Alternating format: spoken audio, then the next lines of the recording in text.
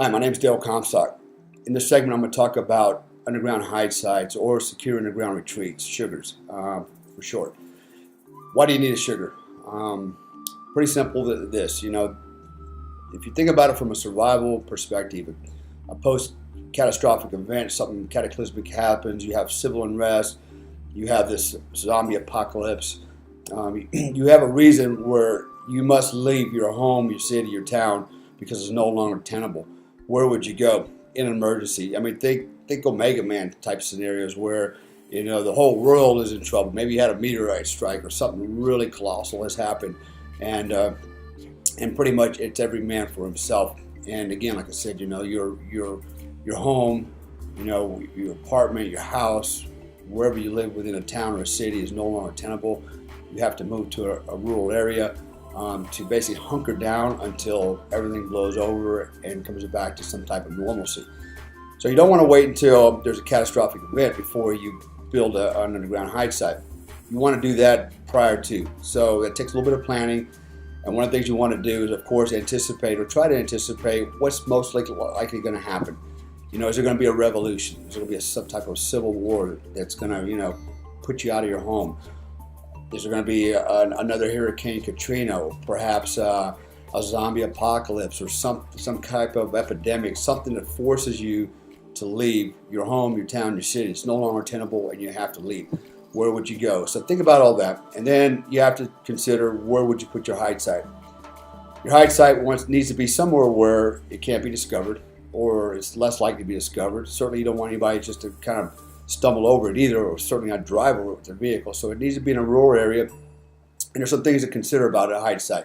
One is, where would you put it? Obviously you want it near some type of water source, whether it's a stream, a river, or a lake, or something else where you can procure water. The terrain needs to be somewhat defensible, because let's face it, you're going to be underground, probably with your family, and you certainly want to be able to defend yourself while you're underground, because you're pretty vulnerable once you're underground. If you are discovered, there's really nowhere for you to go but up, and you've got to fight up and fight out. So consider the terrain, and strategically, can you defend something like that on the area that you're in? And it might need, and it probably will need, some improvements. You're going to have to do some other things, like put improvised detection devices in, maybe even booby traps and stuff like that, which we address in another segment. But for this particular one, I want you to think about an underground hide site. And there's really two types. There's a hasty and a deliberate. The hasty is something that you quickly build. Let's say you're moving all night, and maybe people are following you. Maybe there's people everywhere. You don't want to be discovered. You basically dig out a small trench or hole in the ground that can accommodate the number of people you have in your group. And then you use, whatever you can find available, logs or sticks, branches, plastic, leaves, and you cover up that hide site that you can hide and basically hide your family in throughout the day or the night, or however long it is you plan on staying in that one location, which I wouldn't recommend that you stay there more than, say, 12 hours. The deliberate hide site is basically something that's pre-constructed over time. You keep improving on it with time. So, you start with, getting the hole dug, building the containment system on the inside, the walls, the flooring, and things like that. Eventually, over time, you start stocking it with food and water, other types of things that you might need, comfort items like cots. If you can build a generator in, things like that. Those are all types of things that you want to start installing and have them ready, so when you get there, you can hopefully survive for as long as you need, or for some extended period of time. The other thing that does for you is it keeps you from having to carry a lot of stuff, and logistics and supplies to your hide site under duress. Maybe you have to bug out really quick. You got to get up and run and go. Get in your car, take off, jump out, get out of your car, and hit the woods.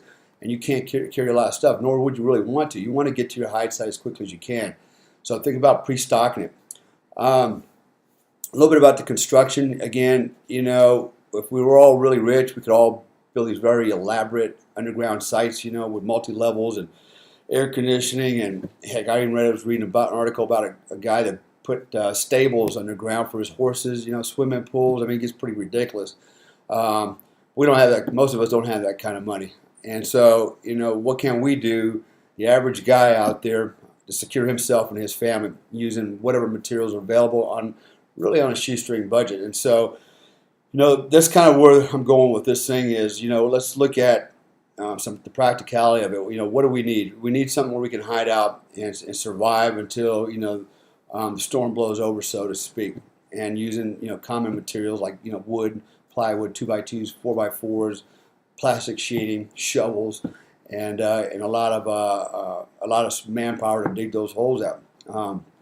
So there's a lot more information in some of our products, as you see linked here, where you can continue to analyze a little bit closer and look at the construction and get some ideas on what you want to do and how do you want to do it. Again, from an operational standpoint, obviously, we're going to put our family in there. We're going to probably stay in it for some extended period of time. We have to learn how to operate in it. We have to learn how to survive in it. We have to learn how to get along in there. Trust me, when you put 4 or 5 people in a small hole that's about 10 by 12, 12 by 12, or smaller over a period of days, weeks, and months, you start grating on each other's nerves. It gets to be a pretty ugly scene in there. So you got to learn how to keep everybody balanced, I guess. And the best way to do that is keep everybody occupied. Everybody has a job and a purpose, whether it's pulling security, whether it's recharging batteries, whether it's going and getting water and bringing it back, whether it's carrying out, refuse and things like that. So everybody has a job to do, and that helps kind of keep everybody kind of grounded and focused on the mission and not on feuding and fighting. So more, again, be discussed later on in some of our other products. And the last part is security. Security is paramount. When you're in this hole, you're a sitting duck. If you have your whole family in there, you're going to have a plan for 1, early warning, 2, how do you fight out of this thing, and 3, if you fight out of it, where do you go next? What do you do next because you're compromised? So these are things to consider when you build a secure underground retreat or underground hide site.